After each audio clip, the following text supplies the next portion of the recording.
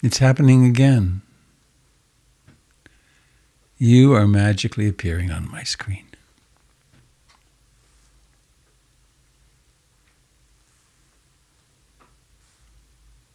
What a few minutes ago was non-existent. It existed as an idea. If I push all the right buttons and connect all the right wires and you do the same, and we have electricity and a functioning communication system and water and all the conditions, the millions of conditions, our hearts are beating okay. There's food.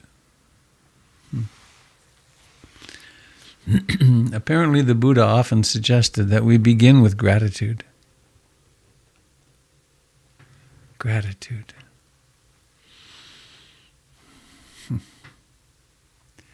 Gratitude for being here. I visited my mother-in-law Rita yesterday in memory care. She was grumpy. She was really grumpy. Don't do this, don't do that. She walked down the hall. She's in a very beautiful place, utterly privileged place. And she walked down the hall and went into somebody else's room, and Jennifer went to find her. And she was sitting there in her underpants with her pants on her lap, carefully folding them again and again. And she said, "I need a bed." And Jennifer said, "But this isn't your bed." And then there was quite a struggle as they got her back to her own room. She's lost her mind. It's gone. No coherent thought. It's quite unsettling and weird. Of course, that's happening to millions of people.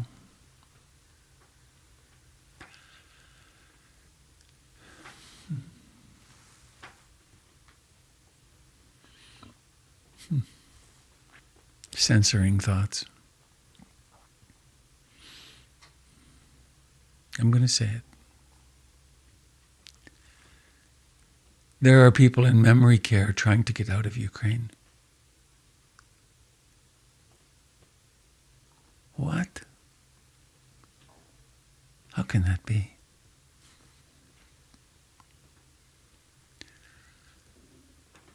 So we gather together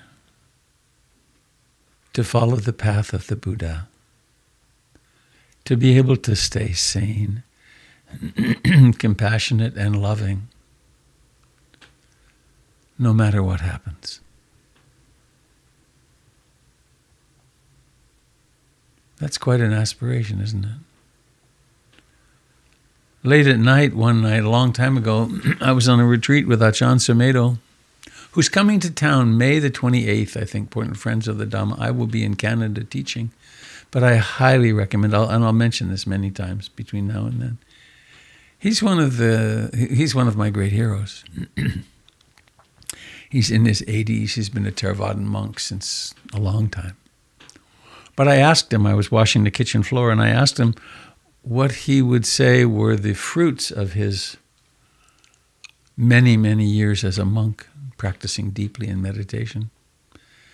And he paused just for a second and then said, "You know, Robert, I think I'm going to be able to deal with whatever life throws at me." That's a pretty high aspiration, isn't it? I'm going to be able to deal with whatever life throws at me.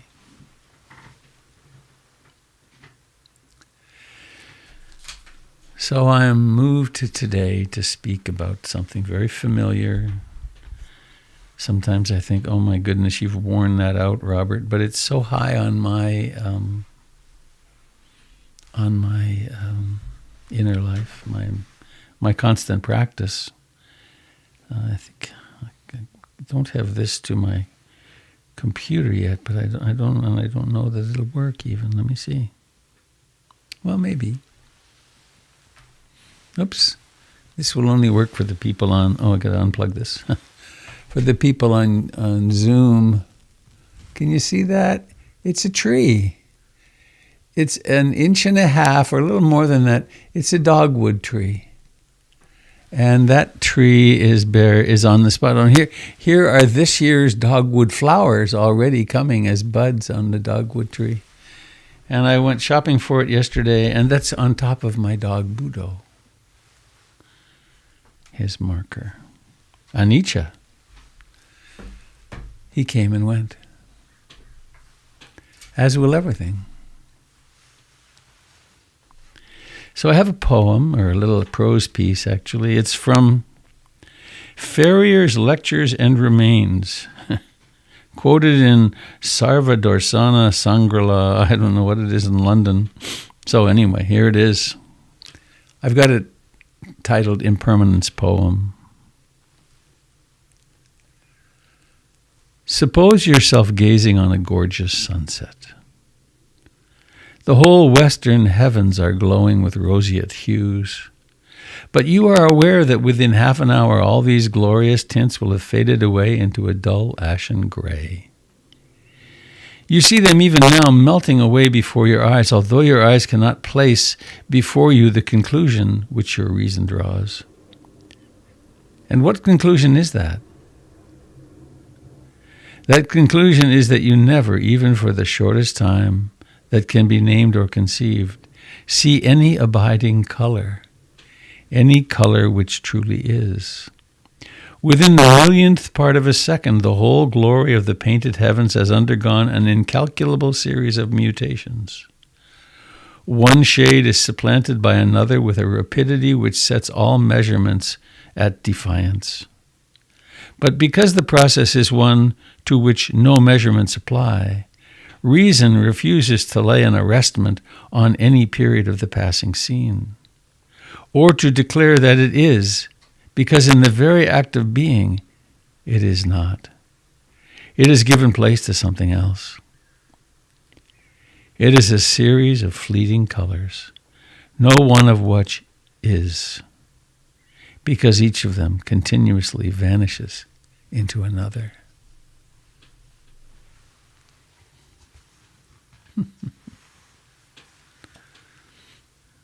Hello, Trina and Joshua. Haven't seen you in a while. Nice to have you aboard. Changing.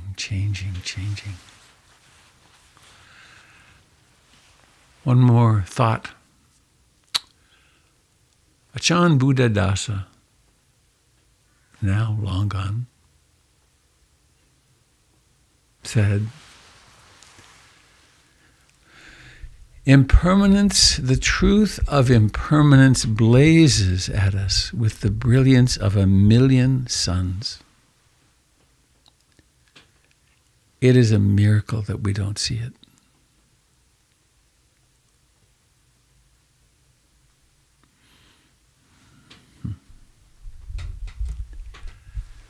So let us remind ourselves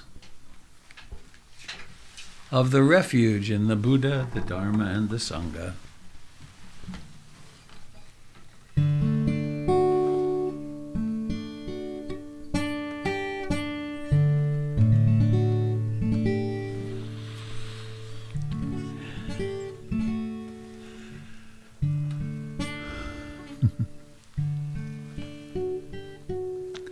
A long time ago, 50 years, I did a 2-month meditation retreat. My second retreat was a very extensive one.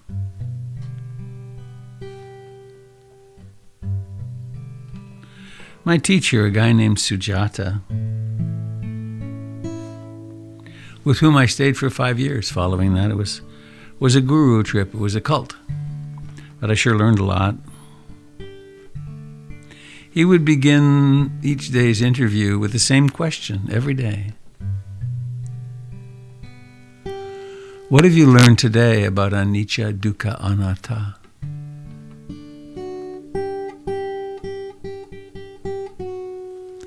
What have you learned today about impermanence? What have you learned today about dukkha, unsatisfactoriness, suffering? And what have you learned about that mysterious teaching? Anatta, not soul, not self, not enduring self. And I left that retreat. I tried to leave in the middle. He said, don't leave, you're in a bad spot to leave. But my girlfriend was in Wyoming, and that was very important. And so I put myself out onto the freeway and hitchhiked to Wyoming. But I was in an odd spot, because every time a car would come, I would notice hopefulness, rising, hoping, hand rising, thumb out, raising, crashing, disappointing. I was in a very intense place. All of this is to say that at the end of it, when I went back for another month, I had had some insights into the truth of anicca. And so it blazed at me from every direction. Watching a man cut his lawn, every step was change. And one of the things I love about the guitar is that every note sings the song of change. It begins and ends. And each note is a complete song, orchestra, or composition. Right? They come into being. And then it goes out of being.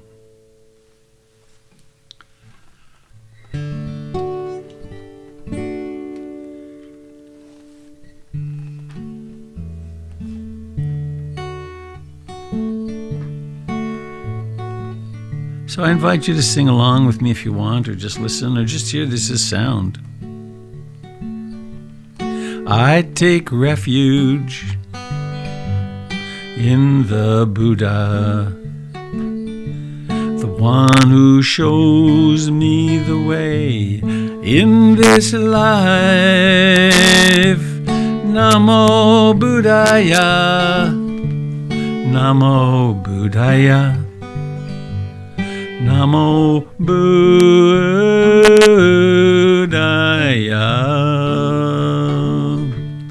I take refuge in the Dharma, the way of understanding and love.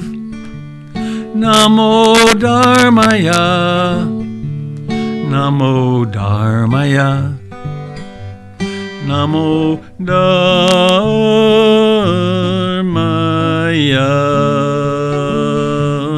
I take refuge in the Sangha, the community of mindful harmony. Namo Sanghaya, Namo Sanghaya, Namo Sanghaya.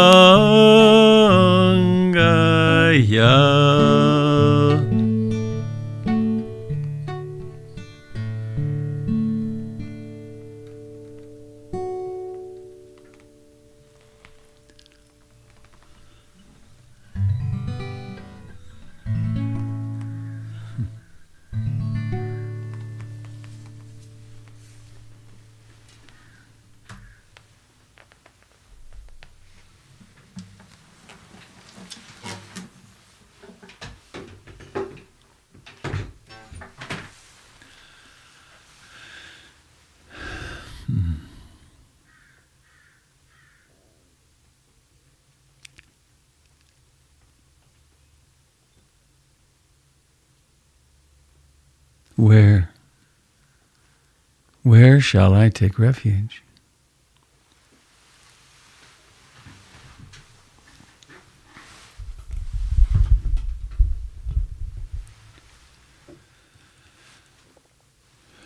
In being awake.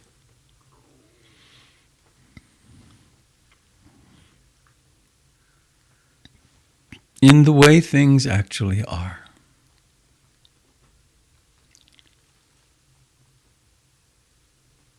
One of the descriptors of everything on this side of the Big Bang.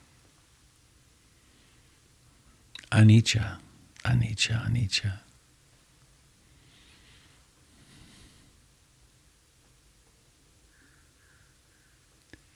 So it's one thing to know that, everyone knows that some, at least superficially, the seasons end. We even know that lifetimes end, but we don't pay much attention to that till we have to.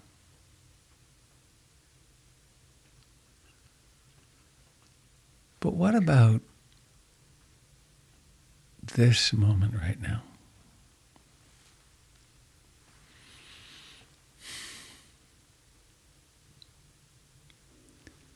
Right now.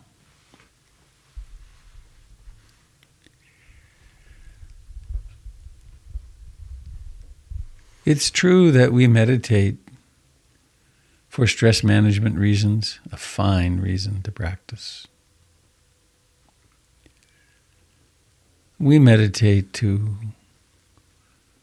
heal our psychological and emotional wounds, to learn to modulate our emotions,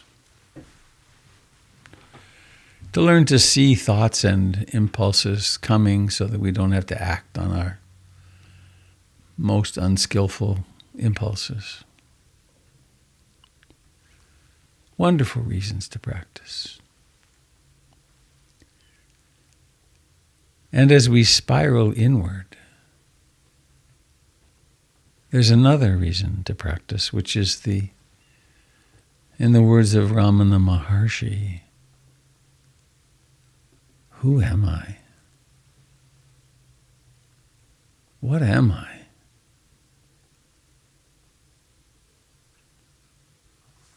What is this thing, this experience called life, with its companion death? What a strange thing.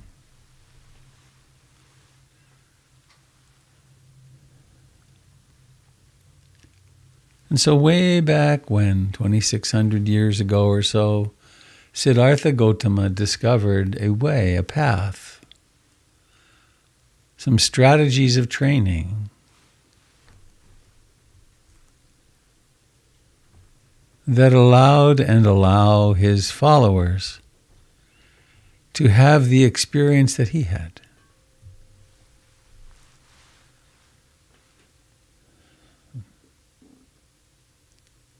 And it's right here.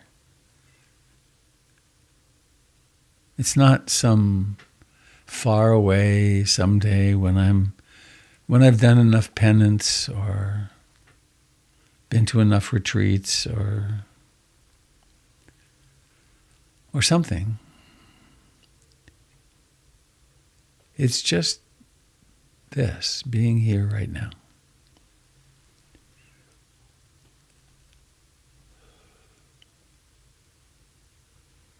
So please let us come home to this body that sits here.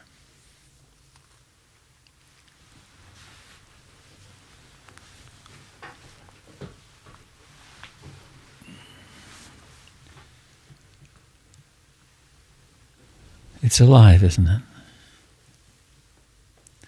It's nothing but life.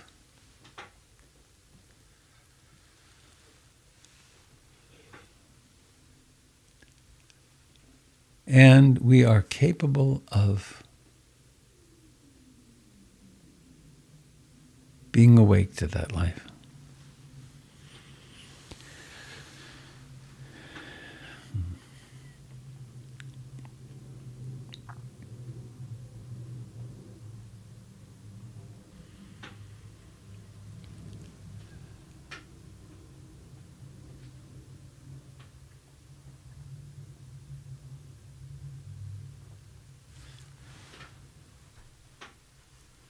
The Buddha gave many different instructions to different people of how to proceed in their meditation.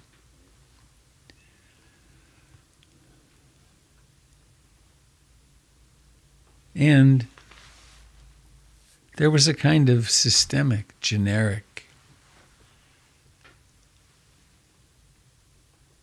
common practice.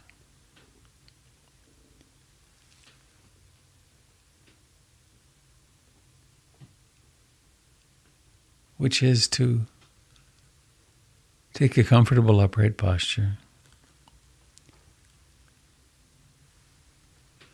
to place mindfulness before one,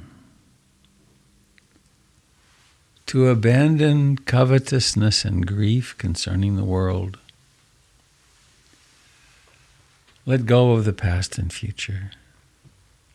Let go of whatever you've heard on your family gossip line or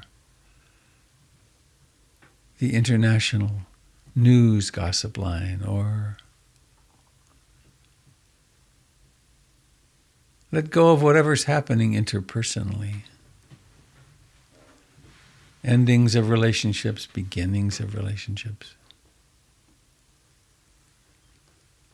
For now, all there is sitting here,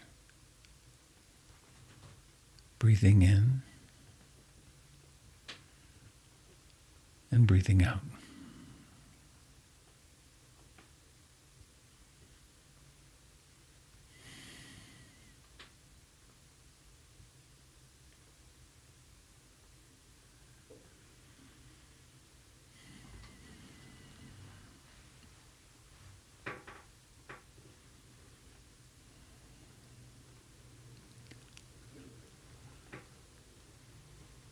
There's something very mysterious happening in that awareness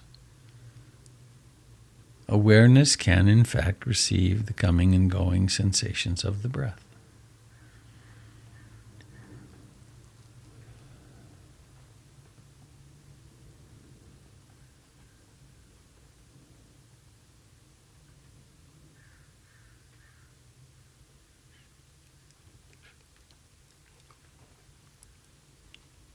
The more we develop that awareness, we refine it,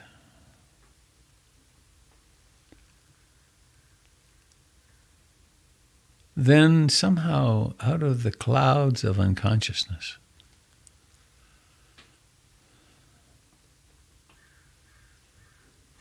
out of that nether world of the dream life or the daydreaming, thoughts become visible. Thoughts that a moment ago we thought we were are seen as objects of consciousness.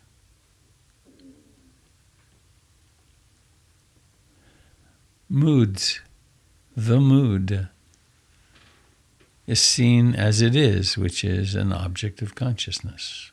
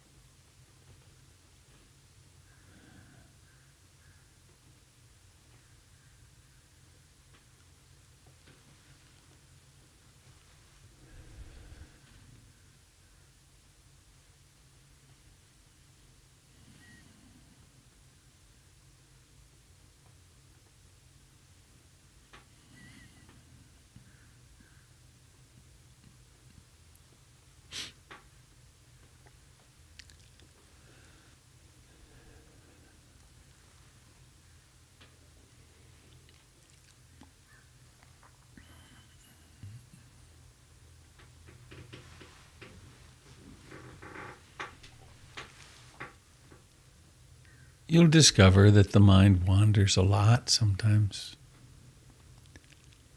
For many people at the beginning of practice, it seems like the wandering mind never stops. But watch carefully.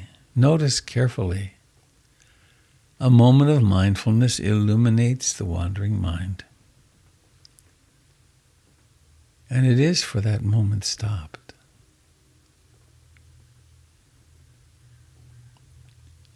This is the path of purification.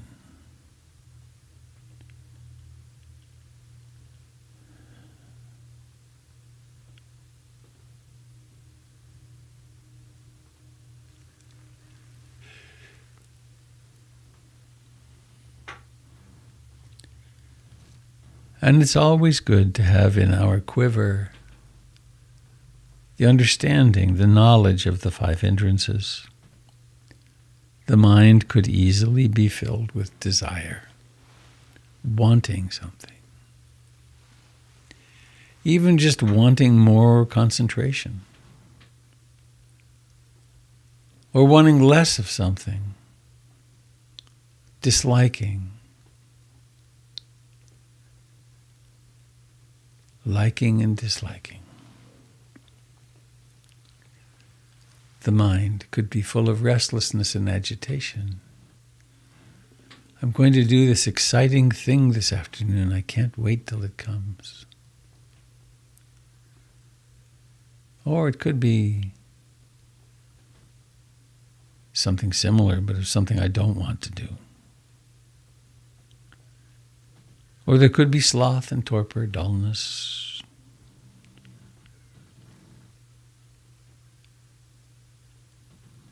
Or there could be doubt. Doubt, the practice killer.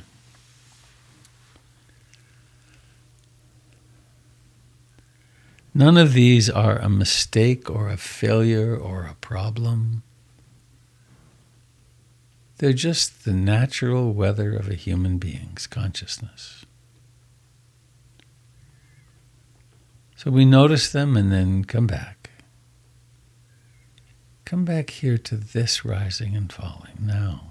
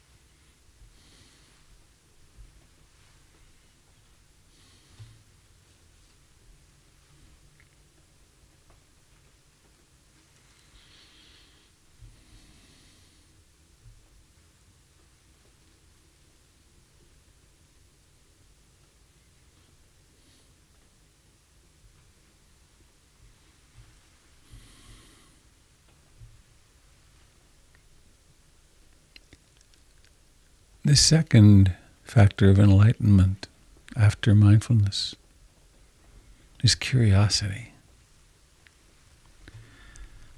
And it's one thing to be curious about world events or physics or chemistry or what's happening with one's child. This whole library is full of curiosity.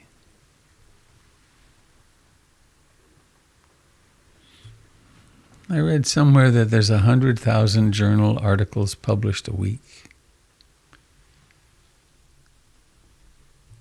There's an infinite amount of information, none of which is about setting ourselves free.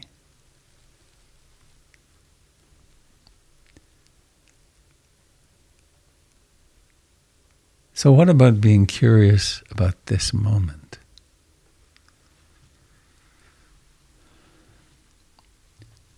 This in-breath right now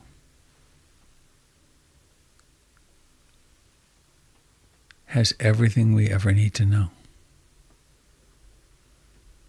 The truth blazes at us with the brilliance of a million suns. Anicca is right here.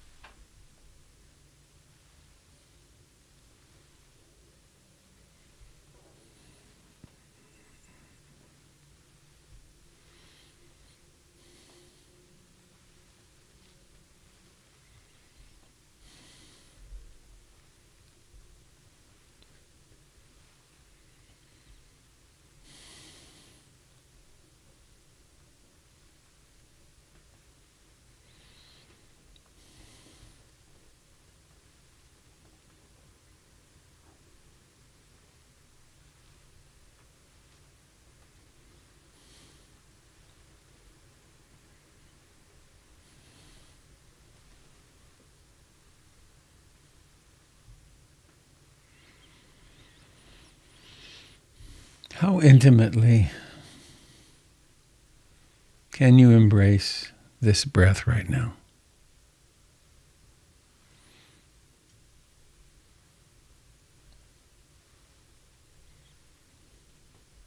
This one right now. This breathing in, this breathing out.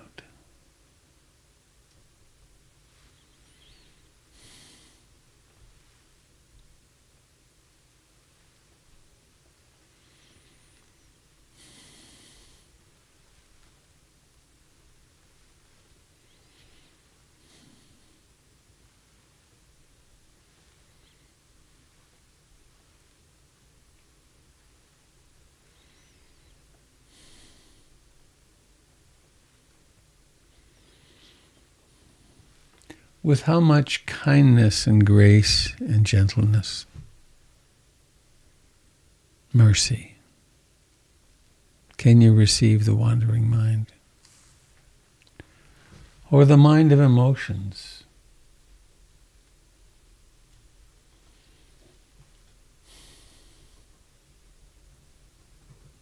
What about the depression, or the jealousy, or the fear?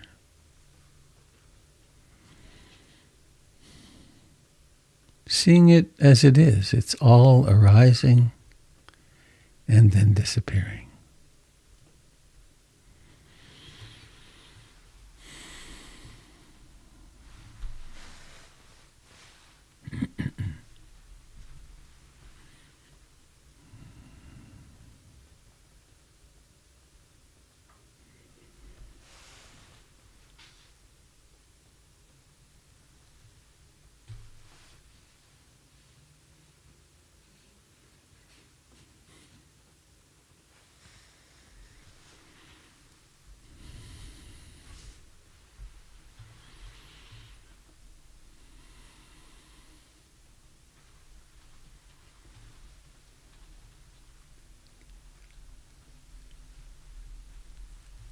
And without love, our practice doesn't do much. And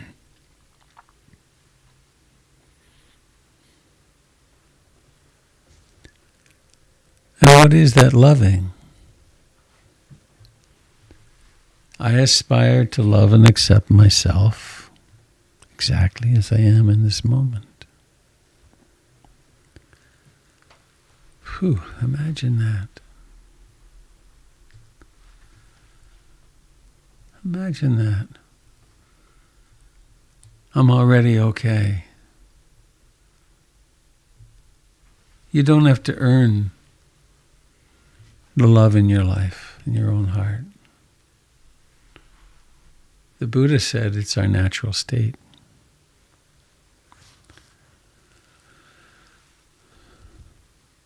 And of course, when we slow down like this, we discover that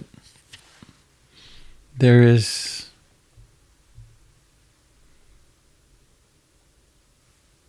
pain, suffering. I aspire to hold myself in sweet compassion.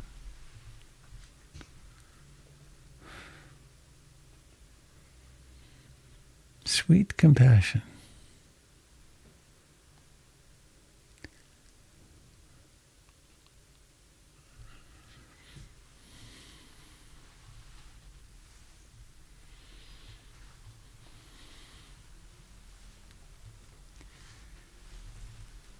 There's a practice that I love to do and will be able to do soon again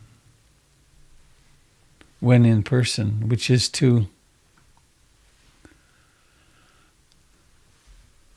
stand, to mill around a room, to come face to face with each other, maybe with some nice music playing. And to stop and face another person. And to see with the eyes of compassion. To see the wrinkles on the face, the worry wrinkles, or to see the sadness and the joy and the excitement and curiosity, to see it all. And to recognize that this person is really not different from ourselves.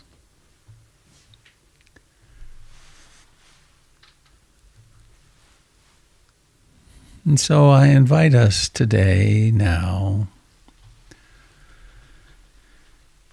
in the beauty of this living moment, to use this next gong, boom, as a call to kindness, to compassion. To let your eyes open, to notice the effort that's involved in letting the eyes open. And then to let the eyes open. And if you have your own picture on the screen, start there. See this person.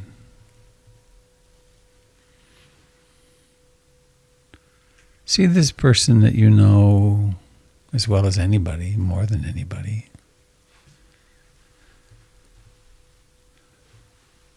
They've had a life that's had extraordinary pleasures and wonderful things, beauty. They've had relationships and pets, and they've had a lot of loss. See that person. How can you not love them? How could there possibly be another option?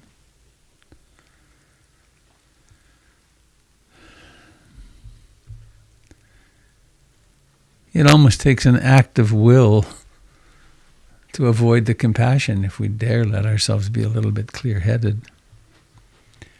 And now shift to some other person. And those of you on Facebook and YouTube, I encourage you to join us on Zoom. It's much more fun.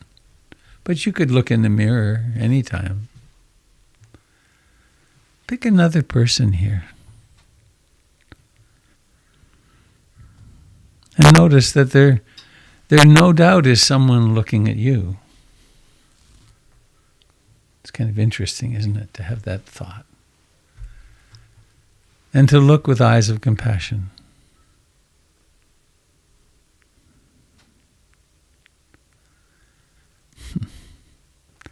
See the anxiety, see the joy, see the confidence, see through into the worries about what's the next step with my mom now.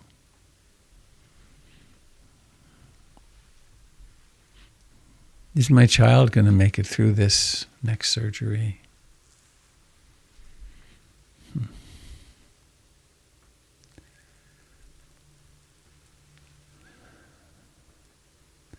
Not one single person here on this screen has an easy life or has it all together. Not one.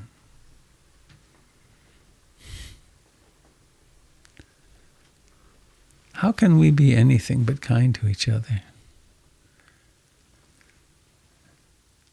We have to forget. We have to get caught up in our own personal stuff in order to not see one another.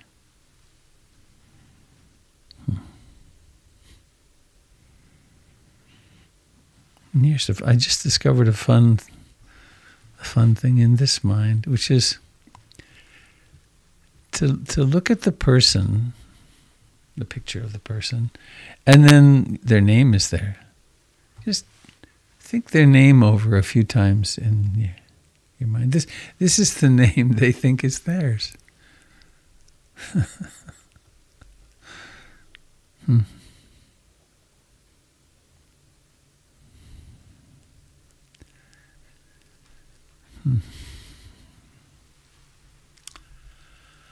Well,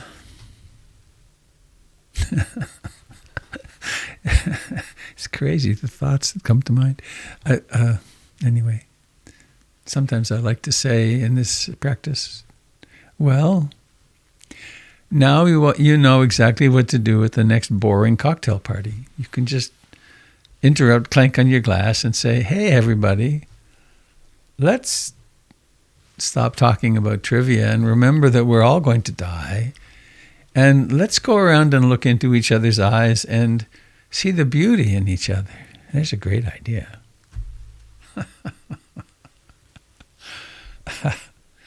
I actually, I'm losing it here. I actually did something like that twice now. The second time, Jennifer kicked me under the table. But the first time, we for several years, we went to Ashland to the Shakespearean Festival. For 4 days, it was ridiculous. We'd go for 3 days or 4 days and see 1,500 plays. It was back to back watching plays. But we were at breakfast in this B&B, and there's 3 other couples and us, and we're talking about ridiculously boring, stupid things, and the first time it worked, I said, so, we're only ever going to have this one meal together, and we'll probably never see each other again. I'm really curious. What makes your life really worth living? And the conversation just opened up. It was fantastic. The second time it landed, like badly.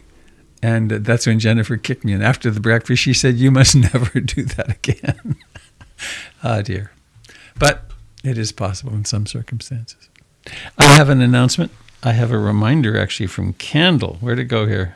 It came in on my watch. Oh, come on now. Oh, well, you can use my phone. I think my phone has it. Unless it... Hang on. I have my phone on airplane mode because of being here with you. Where'd it go? Well, I can tell you. Oh, here it is. Here we are.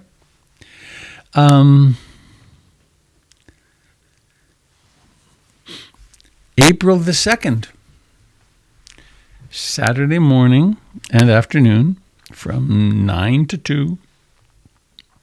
Candle is offering a half day of practice. The importance of taking periods of time to deepen the practice is the purpose of these half-day meditations. It'll be a time for sitting, walking, and a lunch break. We'll talk about the difficulties that arise in thoughts and feelings and how to see them clearly. There will also be a focus on moments of cultivating and noticing joy and tranquility. Candle, Saturday morning, the 2nd of April. And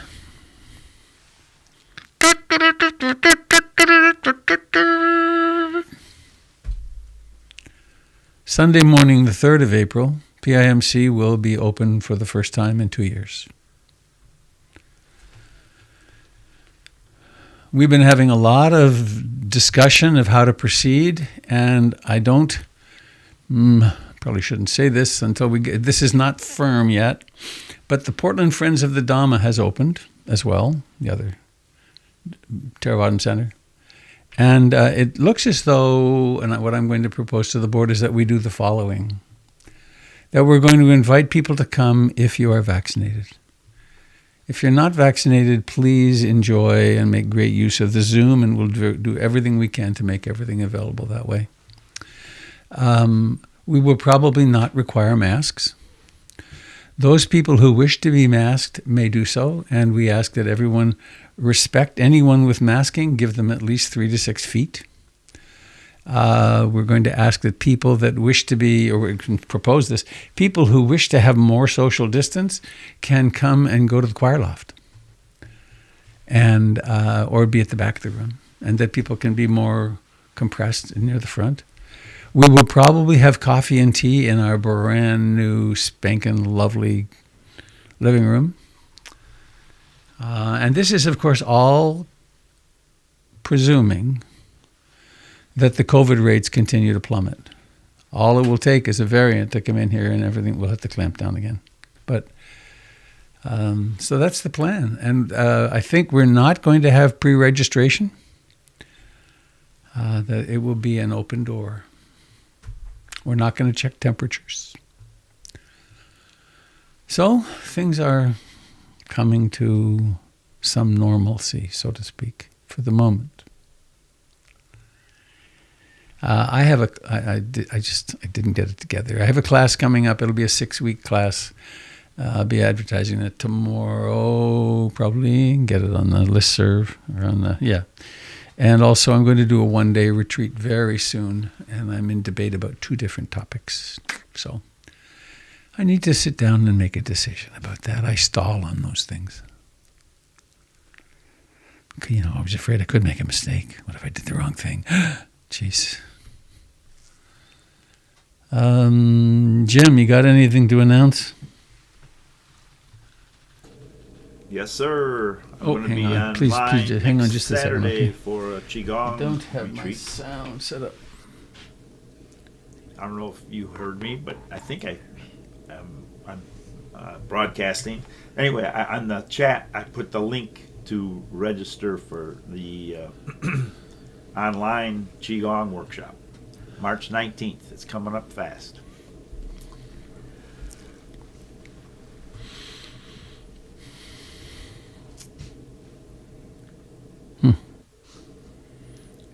I guess that's all I have for now.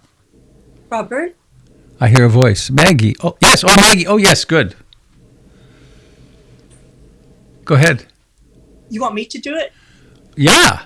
Okay. All right. So this is an official announcement that March 26th, Saturday, will be a Yogi Karma Day. It will begin at 9:30 and end at 2 o'clock. And for all of you who have volunteered to help prepare the center for reopening, more information will be arriving in your inbox tomorrow, Monday. That's it. Thank you. And you can sign up to be on the volunteer list on the homepage of PIMC. Thank you, Maggie.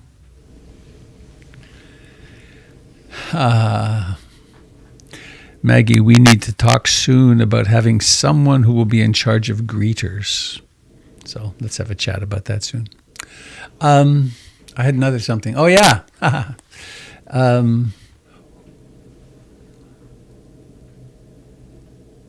We received a preliminary financial report from our bookkeeper concerning January, I think. And I come to you with my periodic request for financial support. It seems that Jim, your typing comes through real loud. It seems that inflation and whatever else is happening have resulted in some diminution of monthly contributions and weekly. So I invite you to, if this is important to you, and if it's changing your life, I recommend that you respond to it in the way that one would respond to something of great importance, which is to make a monthly contribution, for instance, or to take part of your tax refund if you're getting one and send that to PIMC to support this amazing project that we're engaged in. Thank you. So, Jim, you want to do some movement? Yes, sir. I'm always ready to go.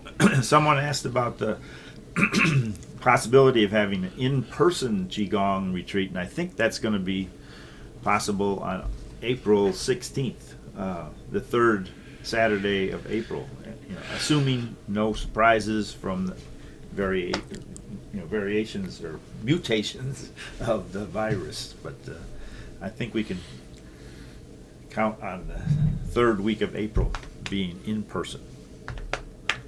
I'm looking forward to it. If you'd like to join me today online, you can just find a space where you can stretch out a little bit.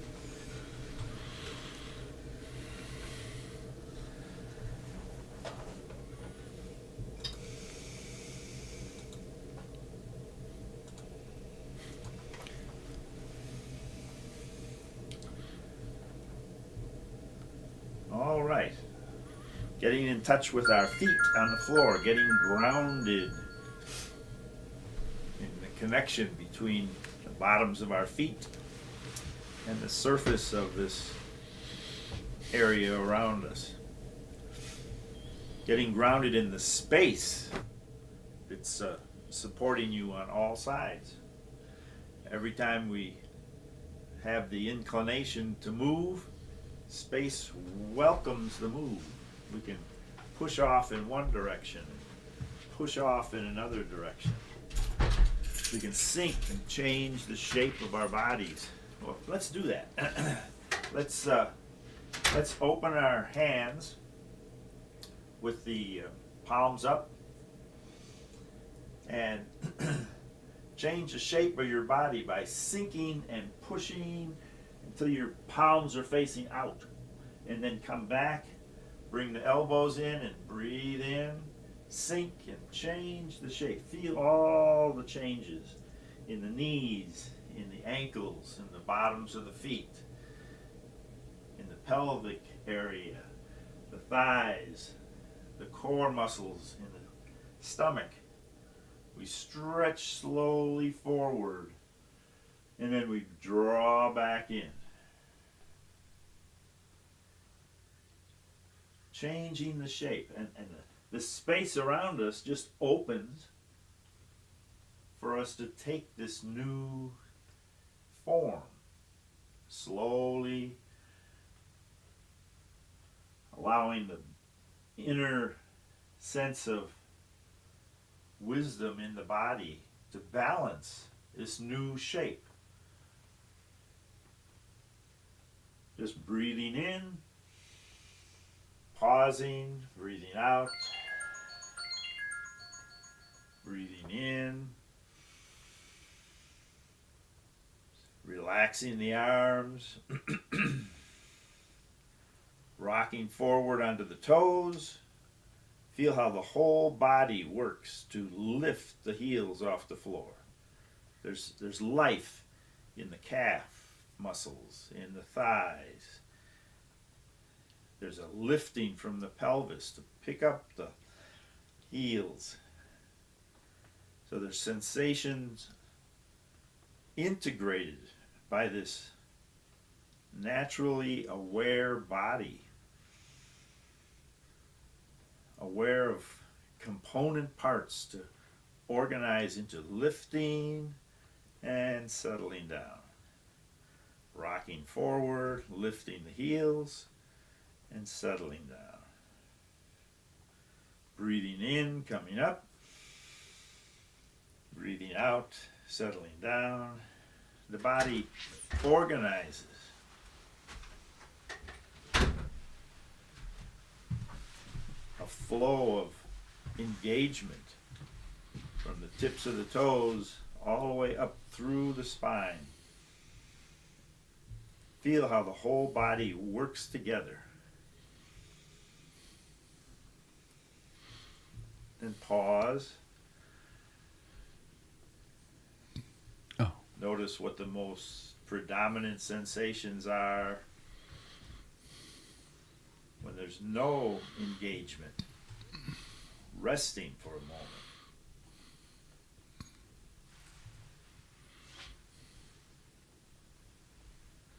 And instead of lifting both heels, lift one heel and the opposite hand.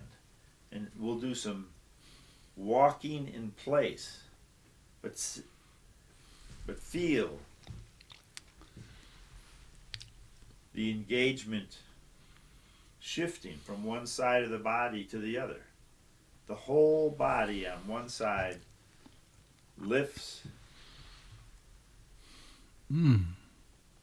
stretches,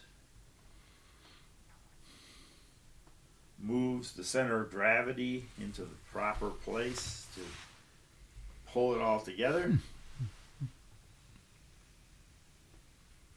Just walking in place. One heel up, one heel engaged. One arm extended, the other resting.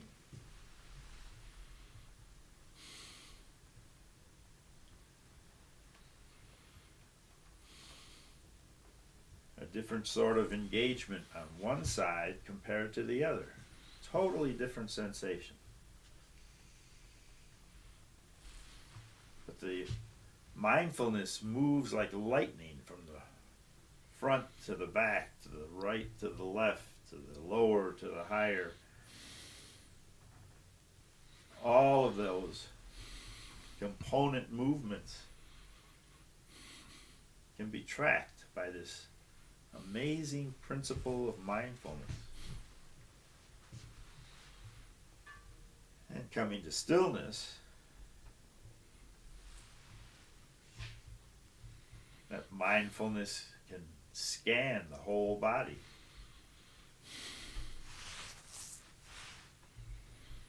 Pinpoint precision at the top of the foot, the side of the calf, the front of the thigh, the left shoulder, the right ear. There's a precision and a intimacy. Any place we choose to drop into attention with a sharp focus, we can become aware of the space around this standing body,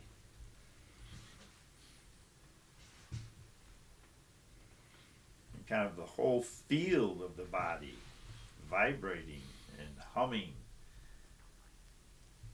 After just a little bit of movement,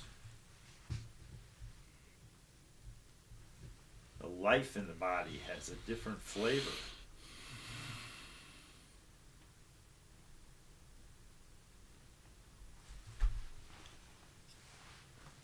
Traditionally, when we start a routine in Qigong or Tai Chi, we sink into the knees and lift the arms and begin breathing with the full capacity of the rib cage expanding and the lungs just expanding into the space inside the rib cage. Feel all the different muscles that open to the possibility of more space for the lungs.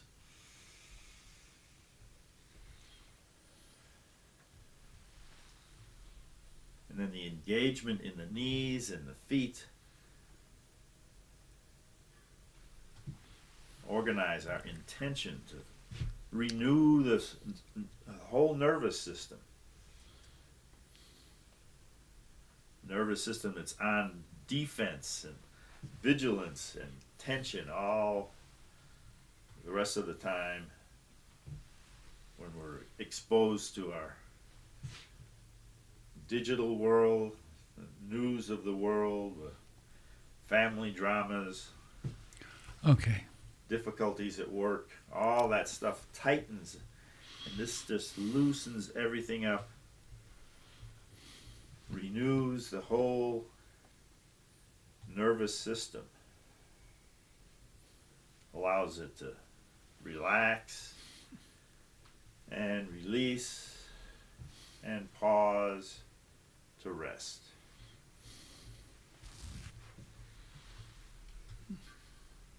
But life never rests. It's humming right here in this river of sensation. Life in the feet, the lower legs, the upper legs, hips, pelvis, soft belly expanding with each breath.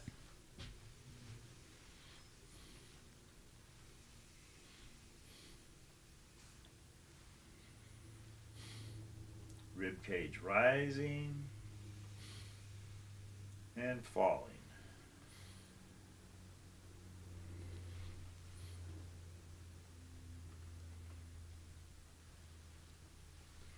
And then gathering out to the side, overhead, and down the center.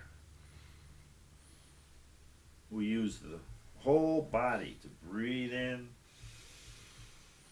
And release. All the cells responding to new life. In Okay. and release.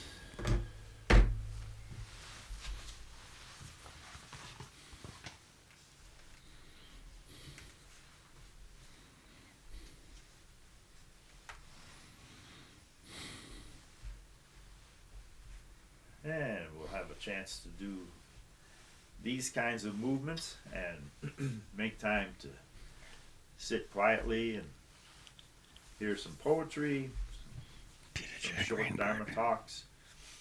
We'll go from 9 o'clock until 1 o'clock on the 19th of March, a few days from now.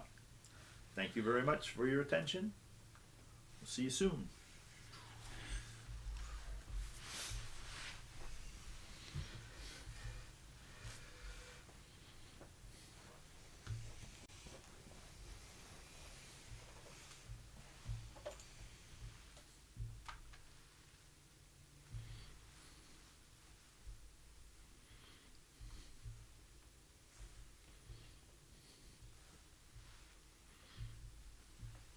Thank you, Jim. Thank you, dear Jim.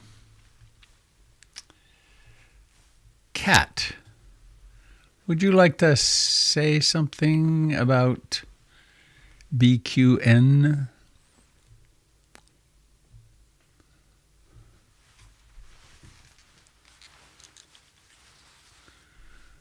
Are you there, Kat? Can I be heard? Yes? Oh, Kat left. Okay. Would someone else like to speak about BQN, the Queer Affinity Group, better known as Be Queer Now, which I think has a nice ring to it?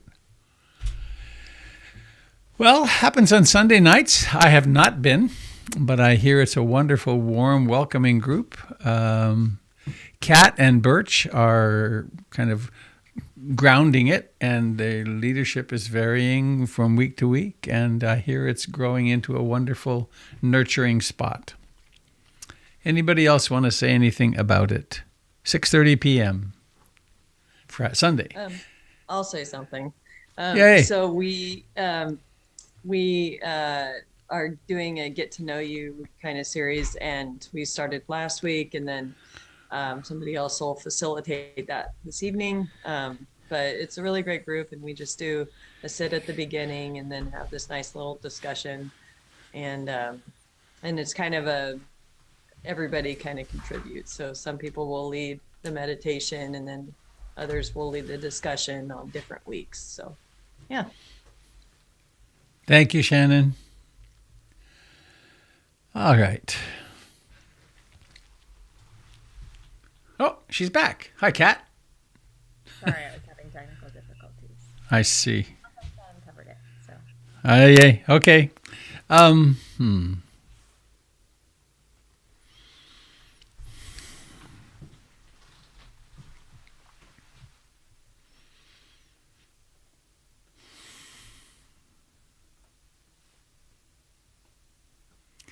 How can we join the BQN gatherings is a question.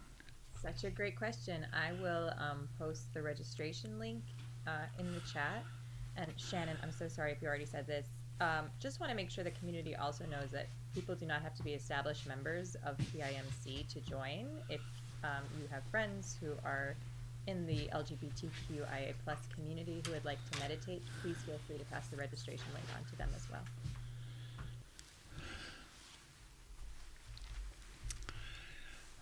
All right.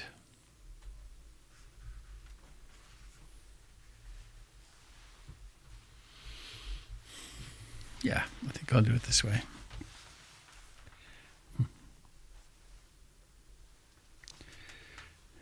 Pointing.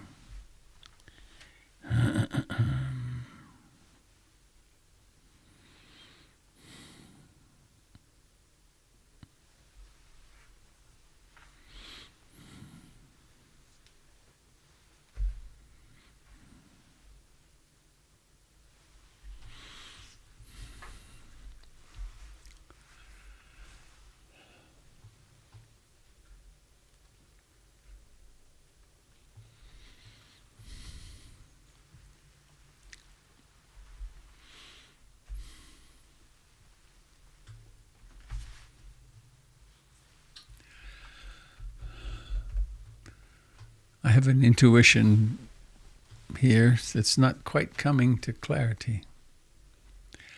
I want to talk about the freedom of honoring, recognizing, paying homage to impermanence.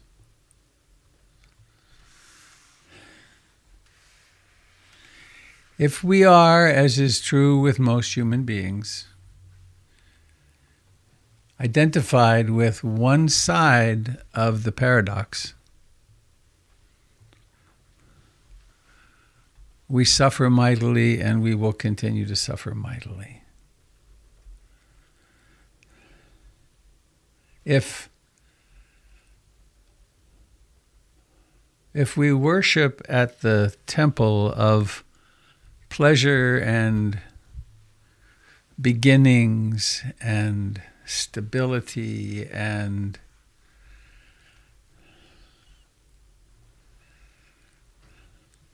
comfort,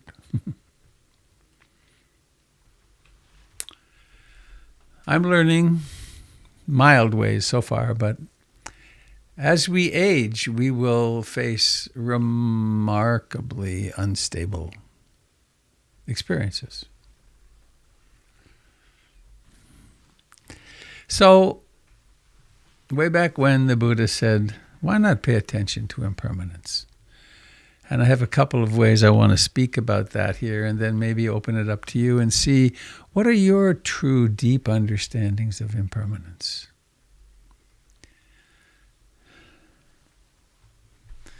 And part of the intention, my intention is, can we get below the mind? Can we get below, oh yeah, I know, of course I know about that. But into that place which is, my very self is impermanent. So this is from the Dzogchen master Longchen Pa.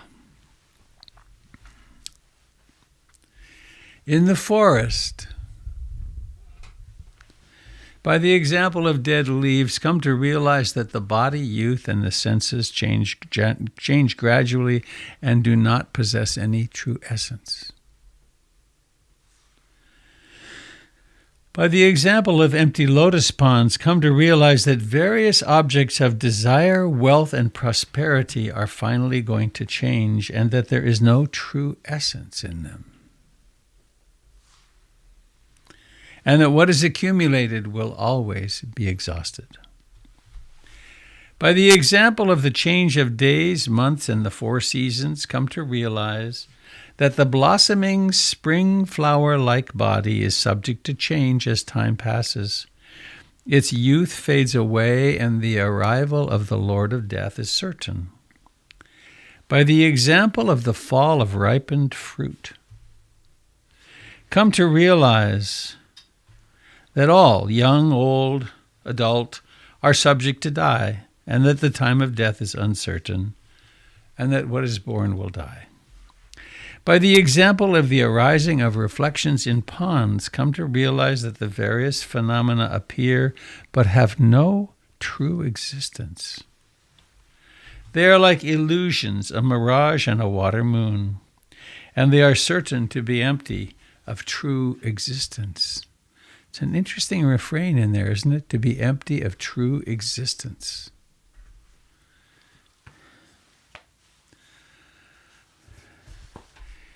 And I want to try a little experiment. I didn't get to rehearse this, so I don't know that I can make it work, but I'm going to try. I'm going to move my headphone over here so I can hear what's happening. There we are. Now I hear me. Now I push this button and turn this down and press play.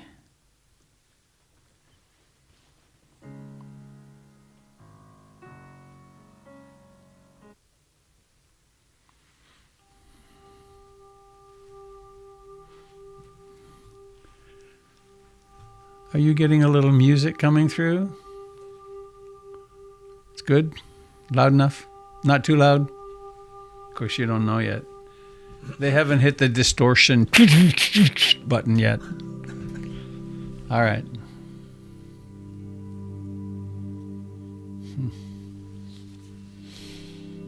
Oh, those of you on Facebook, I'm sorry. I'm going to turn off your sound. I don't want to get this.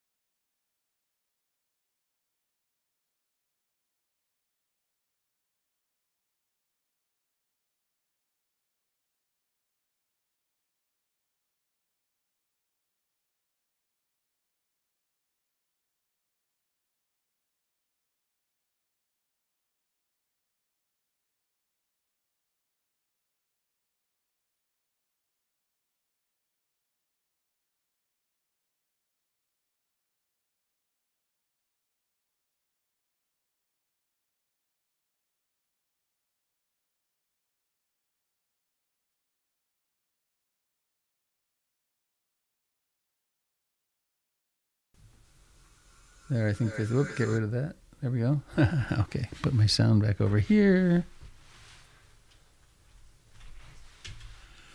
So,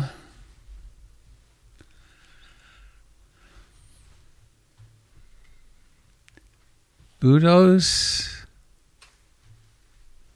hang on, just be sure I've got sound.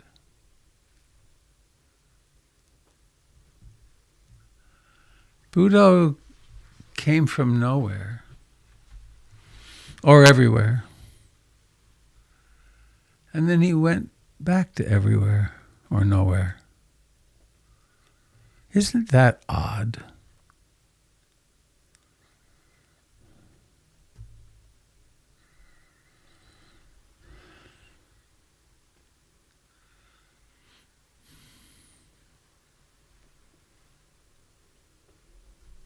I just find it preoccupies a lot of my waking life. It's just so odd. We come and we go in so many different ways. We come and we camp out and we make places beautiful and we develop friendships and relationships and we become very attached to each other.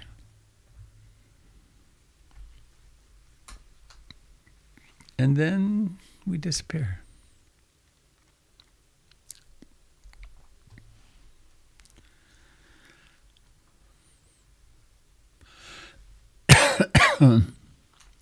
I just remembered a very famous story from the Buddha.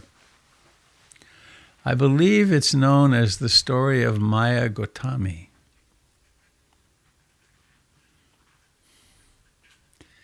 A young mother had a beautiful baby. And her baby died. And she came to the Buddha with the baby's body in her arms, freaking out. And she was saying, "Save my baby. Save my baby. You've got to save my baby." And isn't that a reasonable thing for a mother, a parent to do? Save my baby.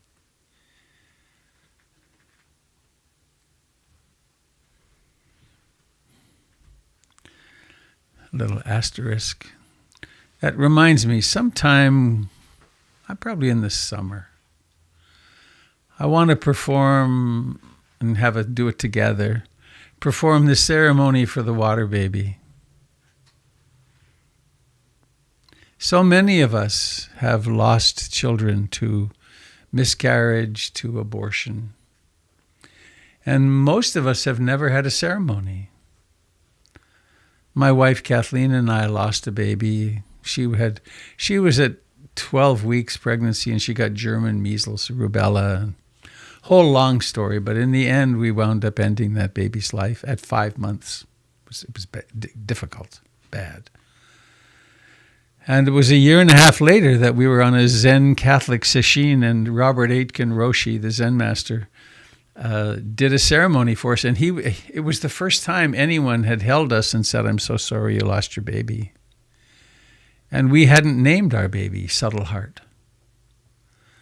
So it was powerful. And I think I will make that ceremony happen sometime when the weather's good and we can be out in the backyard. But anyway, Maya Gotami is with the Buddha, and he tries to calm her down and say, "I'm sorry, your baby is dead." But it doesn't work. And so he says, "Okay, give me the baby. And you go to the village. And I need one ingredient for the sacred medicine to save your baby." And she was into this, of course. And he said, "I need a mustard seed, one mustard seed, from a house that has known no death." And so she heads off to town and goes from door to door.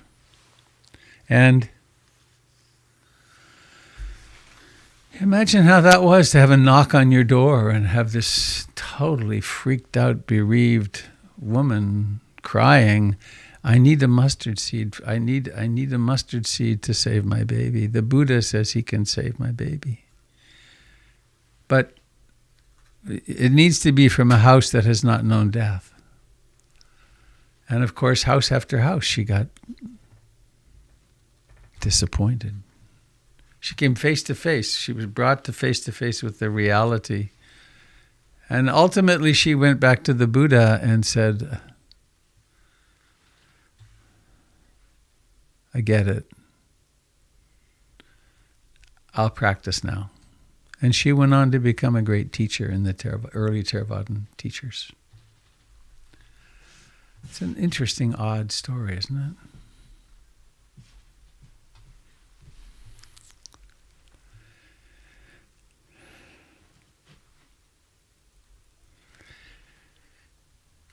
The first teaching was on the Four Noble Truths, or the Four Ennobling Truths. And the first of those truths is dukkha, unsatisfactoriness.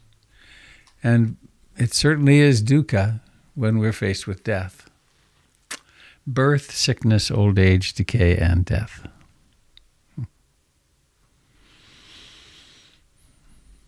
And why are they called noble? It's because as we embrace these truths, there's suffering, there's a cause, and there's an end.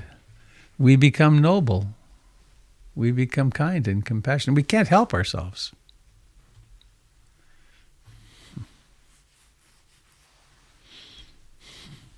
Funny association. I just remembered Scrooge, the Christmas story. How he's given the opportunity, he's given this great gift to see the suffering that he's causing and the suffering of life, and he has a huge conversion experience. So again, it's one thing to think of this philosophically. Yeah, that's true. Impermanence is there. It's quite another to do our meditation practice sufficiently, to start discovering how to go from door to door. I guess that's what we're doing, isn't it? We go from door to door and say, can I make something permanent here? I want my concentration to be permanent. Can I? Oh, here's this terrible mood I'm experiencing, depression, whatever. And now it's gone. That's interesting. It too is impermanent. And this breath is impermanent. These thoughts are impermanent. And to develop a mind which is stable enough to actually see. This journey is not without its perils, in that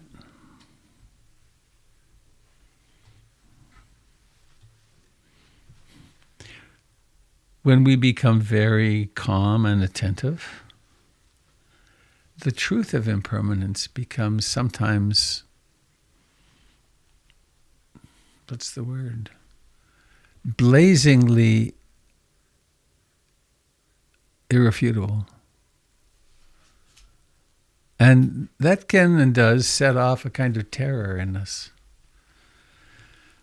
Like, why do we not meditate more? Why do we not devote our lives to it? Well, it's because it's pretty darn scary. Because to realize that everything is dissolving around us all the time, well, where's my security? Didn't I buy insurance to insure me against this? Well, there is no insurance against anicca. Now, there's a flip side too, which is I will take pictures of Buddha's tree, a dogwood. Nice little joke.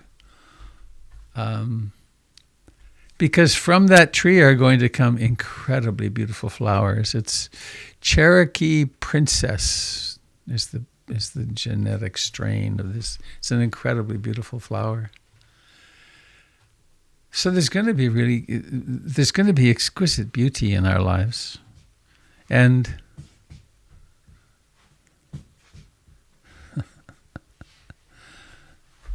we will fall in love and fall out of love. We will start things and they will succeed, or we will start things and they will fail. We will have, we're facing, this is my second movement toward empty nesting. With Adrian leaving, we were just talking this morning. Jennifer said, we have a rather small house and very comfortable. But she said, all of a sudden, this house is going to seem way too big. We're not going to have a child in this house. I remember way back in 1990, I was in graduate school, social work, and I did an internship at Reed College, which was wonderful, with a wonderful woman named Anita Witt. And my colleague, another social work student, was there, and her children were leaving home, and she was suffering. And it seemed so, it's like I could imagine it, but I had little kids at the time. And it was hard to believe that there would come a time when they would be out the door. And they're way out the door now. How could that have happened? How can that happen? So as I'm talking, it may be happening that your own experiences of anicca are rattling around. It's one of the purposes of this, I think. And one of the intentions is that this rattling around will make it clear that it isn't going to stop, this anicca.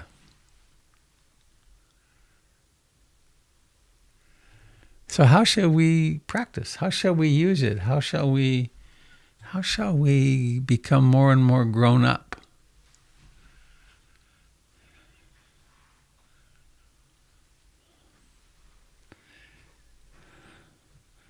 So I think I want to stop there. That'll give us I have 20 minutes to see what this touches in you.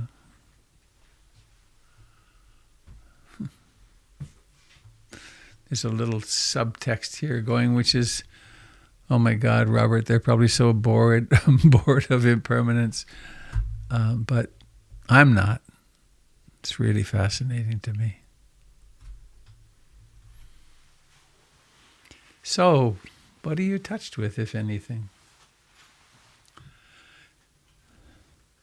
Robert? I hear Eileen. Yes, there you are. Hi. Just on your last comment, nobody can be bored by impermanence because it's impermanent. I see. That's true. Okay.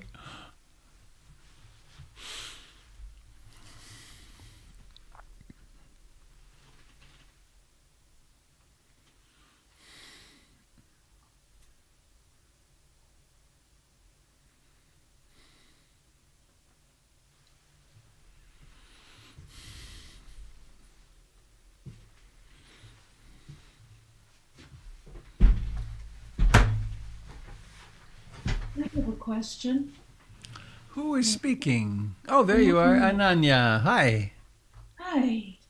So I'm very aware of the fact that I have not fully grieved the loss of my dog, Honey Bear. I have her ashes. I can't really look at her pictures. Aha. Maybe that's what I need to do. But anyway, it occurs to me that there's this dichotomy of sorts between, being with the reality of your feeling grief and also being with the acceptance of impermanence. And maybe you'd like to talk about that a little.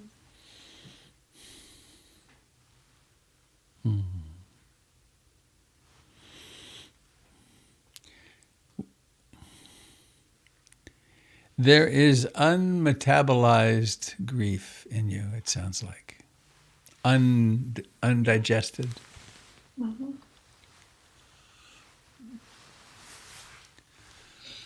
why not create a ceremony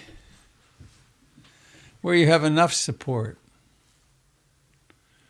where you can really let loose and cry those tears and rage that rage and feel that hopelessness and despair, and not leave that as unfinished business, so that you can be more fully alive.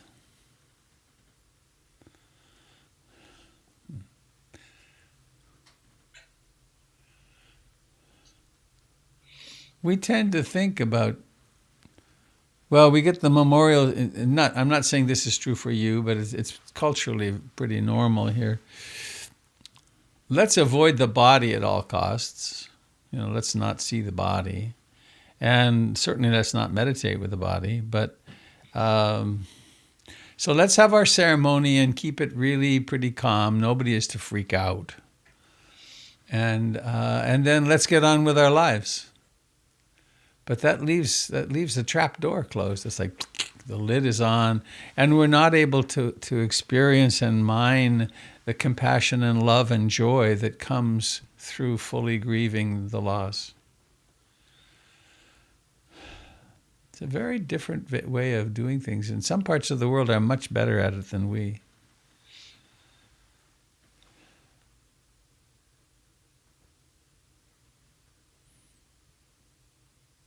Any response to that, Ananya? It brings another problem to mind, and that is, I don't really feel like I can do that with others. I feel like I want to do it alone. Uh-huh. And that's probably not very healthy. Well, it does leave you a little isolated in your grief. Yeah. Mm-hmm. So there's another experiment you could try. Who could there be that would be a worthy companion to do your grieving? Yeah. I had some really exquisite support in Buddha's death. That I had it. I came out of the morning broadcast, and his obvious neurological catastrophe was there. It was clear to see, and then I was alone with him for 4 or 5 hours. But then a friend offered to come over, and that was very helpful. And I cautioned the friend on the way over, if you come, you need to know that I am opening up completely to whatever emotions come. And there was really deep, racking sobbing, and there was some pretty substantial raging. And they would come through in waves, and then they'd be gone, and then there'd be laughter. And so, yeah, when it's time, I know people, I meet people who are still unfinished with grief of 15 or 20 years ago. And that's so sad, because it doesn't have to go on and on and on like that. It doesn't mean we won't remember the beloved, but we don't have to carry heavy emotion with us for the rest of our lives just because there's been a difficult death.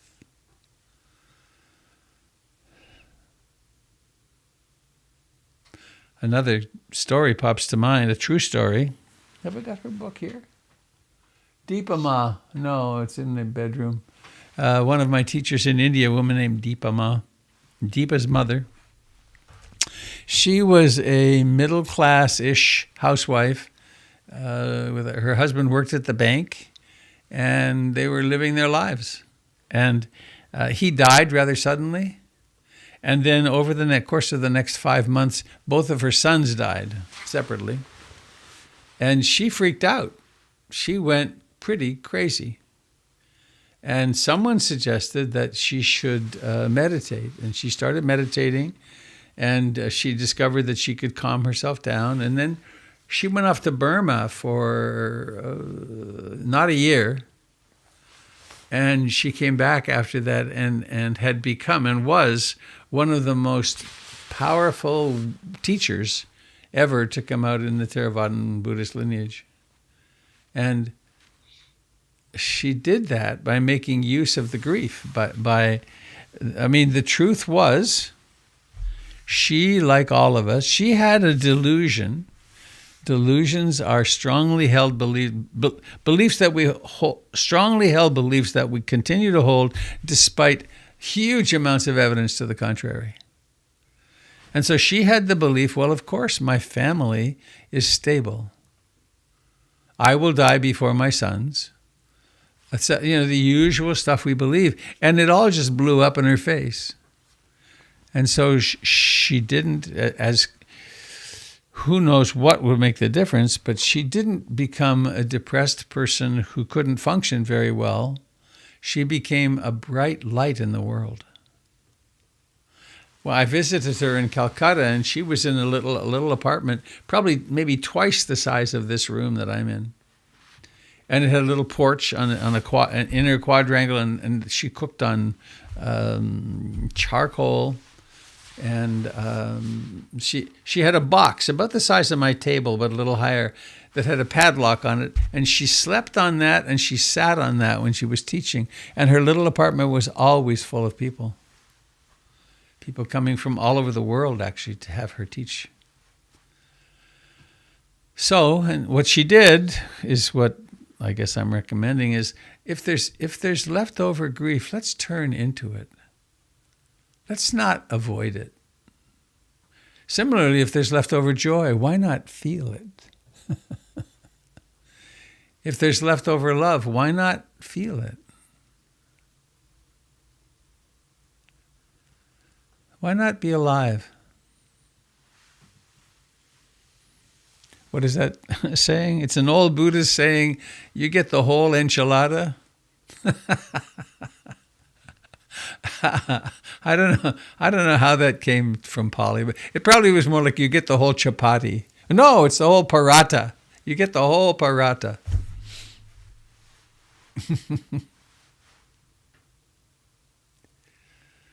And of course, it's easy to say, turn toward your grief. It's another thing to do it. And that's where Sangha comes into play, and having someone to hold our hands when we go into the dark stuff. Because it always feels like it will overwhelm us and we'll never find the way out.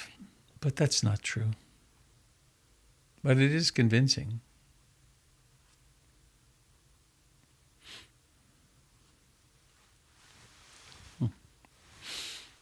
Thank you, Ananya. Thank you, Robert.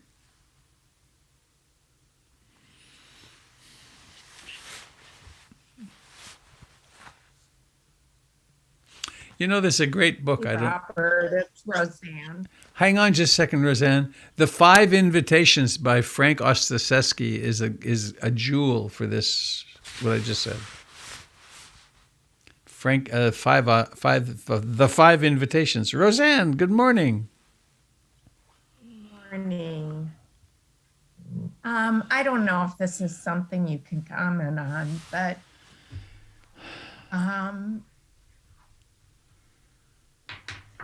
I find myself in a position right now where I don't have that kind of connection and support.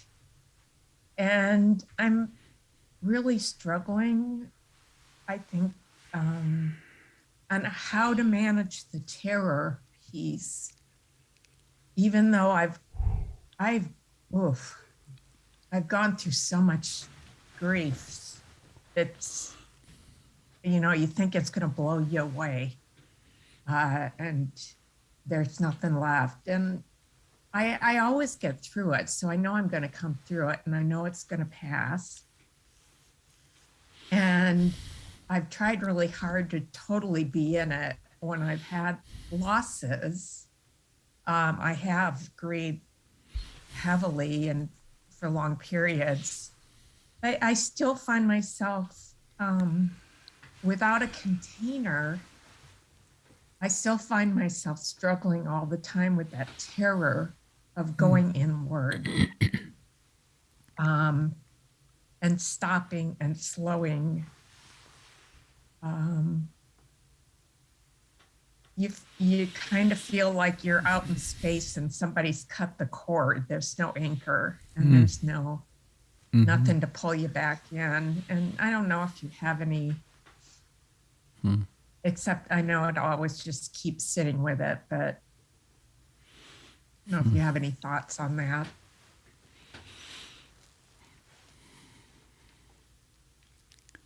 That sounds really awful.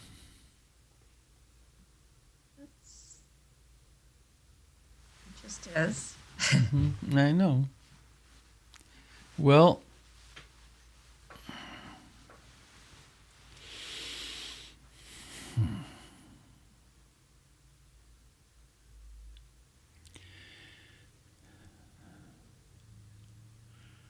there have been a few times in my life when the rug gets pulled out so profoundly,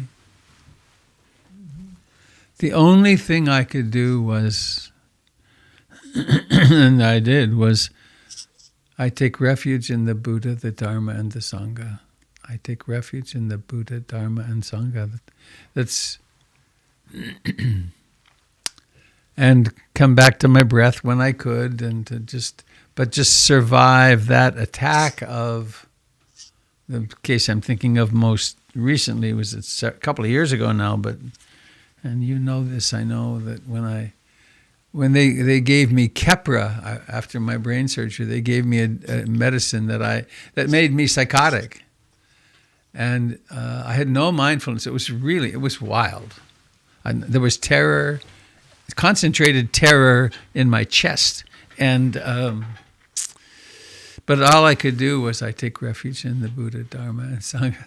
Though I must say that when it occurred to me, I discovered that there was some significant comfort in Hail Mary, full of grace, the Lord is with thee. Blessed art thou among women, and blessed is the fruit of thy womb, Jesus. That appeals to a very young part of me that was terrified. So, I don't know beyond that, my dear.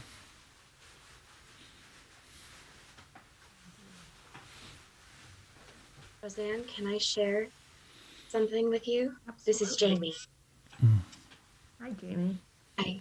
So I was some very extreme grief during COVID, and because of COVID, I was very alone with it.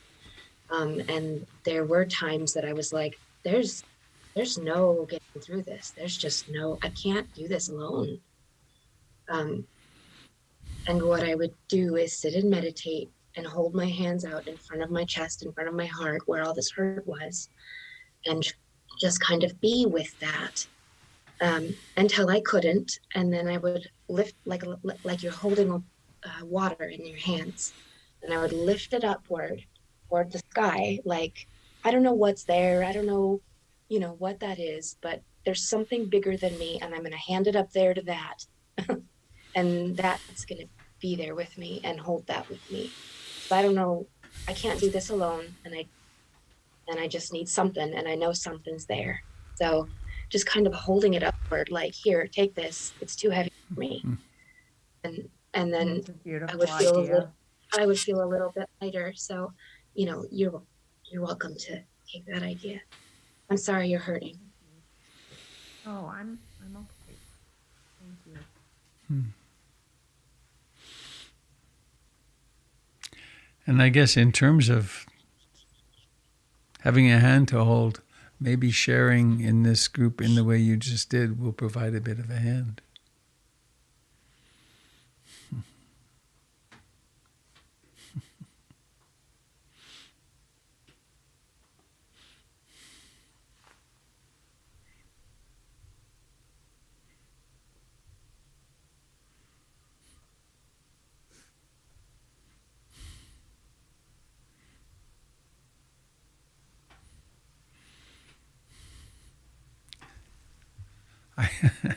This is utterly silly, but I wonder if you would, everybody, if you would humor me. And if you look at the bottom of your screen, you'll see there's something that says reactions. If you go in there, you can see a little button that says raise your hand. And what if we all raised our hand in support of Roseanne? You ready, Roseanne?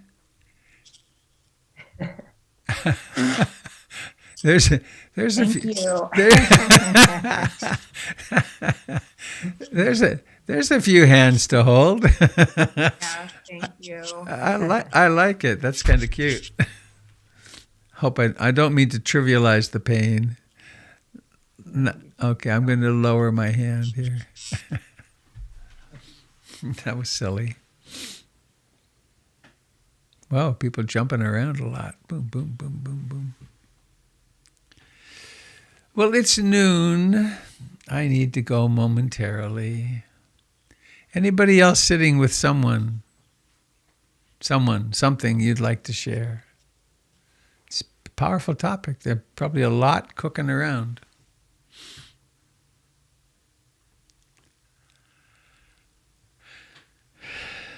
We also planted a dogwood tree on top of our wonderful golden retriever Armstrong. And it wasn't until about a year later that we went, it's a dogwood tree. Oh, ha. Yeah. That's part of the humor of it for me. It's a dogwood. Oh, it's such a nice tree. I only went to one place. It's a pain to go shopping, but they had about 20 dogwood trees, and they were all kind of flimsy, and they had branches on one side. And this tree is very symmetrical and got lots of branches. And it's a beauty. Yeah, loading it in the truck, I found myself sobbing again. I hadn't anticipated that, but it brought up another level of, oh. And then getting it, when I wound up putting it in the ground by myself. My friend helped me get it to the edge of the hole. But yesterday in the rain, as it plopped into the hole, I found myself again sobbing. And then it passed. And then it's delight in the fact that Buddha gets to have a dogwood tree all to himself. And it'll probably be here long after I'm gone. And people won't know why it's there, or they won't know the history, but it'll be there.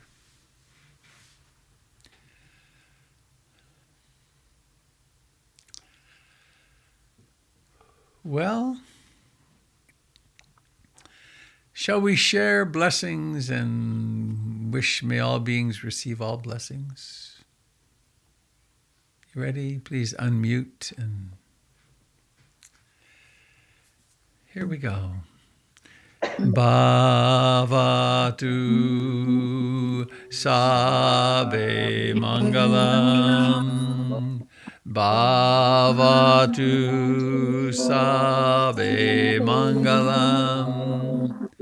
Bhavatu Sabe Mangalam. Sadhu, sadhu, sadhu.